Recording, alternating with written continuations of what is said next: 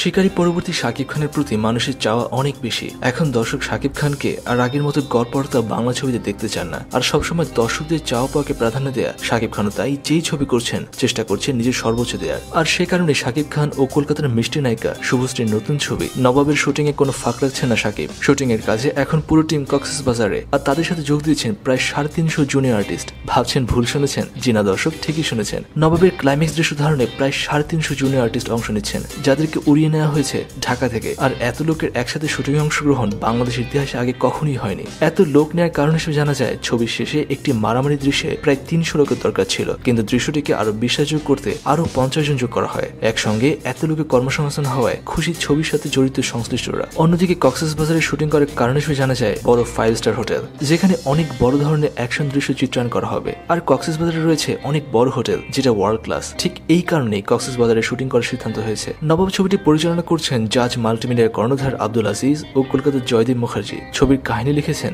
বাংলাদেশের আব্দুল্লাহ জহির বাবু ও কলকাতার পেলে ব্যানার্জি। শাকিব শুভশ্রী ছাড়াও ছবিতে অভিনয় করছেন অমিত হাসান, শিবা শানু, রেবেকা, রজতাভ দত্ত সহ প্রমুখ। দর্শক, বাংলাদেশের ইতিহাসে তো বটেই, ভারতীয় হাতে গোনা কয়েকটি ছবি ছাড়া এত বেশি জুনিয়র আর্টিস্ট কখনই ব্যবহার করা হয়নি। আর 5 স্টার হোটেলে বিশ্বমানের অ্যাকশন দৃশ্য ধারণ তো আছেই। নবাব সম্পর্কে কি ভাবছেন আপনি? জানান আপনার মূল্যবান মতামত। আর নবাব ছবির গুজব বা মিথ্যা খবরের জন্য নয়, সম্পূর্ণ অথেন্টিক খবরের জন্য সাবস্ক্রাইব করুন খবর টিভিকে।